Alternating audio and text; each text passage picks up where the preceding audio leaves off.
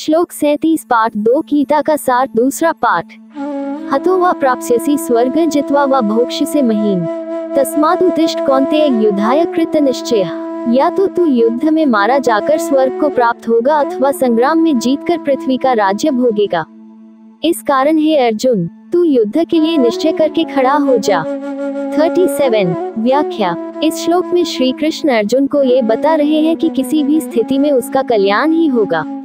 यदि वह युद्ध करते हुए मारा जाता है तो उसे स्वर्ग की प्राप्ति होगी, जो कि एक महान योद्धा के लिए सम्मान की बात है। दूसरी ओर यदि वह युद्ध में विजयी होता है तो उसे धरती पर राज्य और ऐश्वर्य का सुख प्राप्त होगा। इसलिए उसे अपने कर्तव्य धर्म का पालन करते हुए किसी भी प्रकार के संशय या भय को त्याग कर युद्ध के लिए दृढ़ निश्चय के साथ खड़ा होना चाहिए। श्री कृष्ण यहाँ अर्जुन को कर्तव्य के महत्व और धर्म के पालन के लिए प्रेरित कर रहे हैं, जिससे न केवल व्यक्तिगत उन्नति होती है बल्कि समग्र समाज और धर्म की रक्षा भी होती है। श्लोक 38 पाठ 2 गीता का सार दूसरा पाठ। सुख दुखी समय कृत्वा लाभालाभो जयाज्यो ततो युद्धाय युज्यस्व न पापम वाप्स्यसि।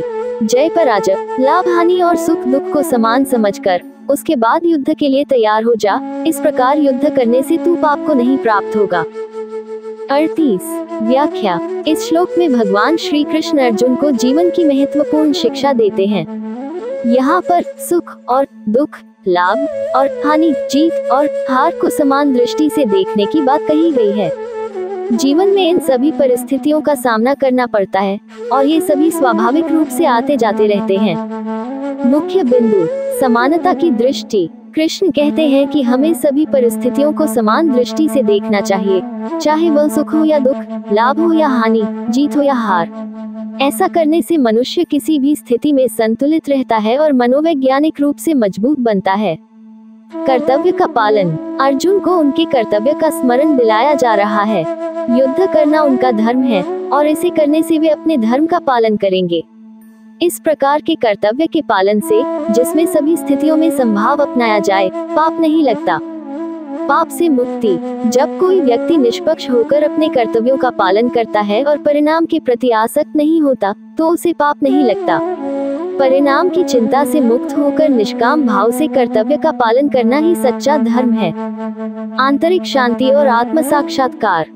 श्री कृष्ण ये भी बताते हैं कि इस संभाव को अपनाने से व्यक्ति आंतरिक शांति प्राप्त कर सकता है और आत्म साक्षात्कार की ओर अग्रसर हो सकता है।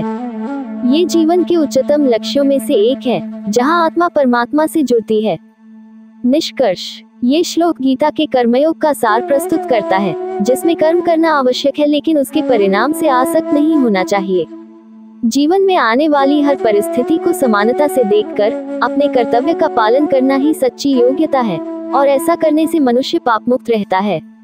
इस दृष्टिकोण से जीवन को देखने पर आत्मा का उत्थान होता है और वह परमात्मा की ओर अग्रसर होती है।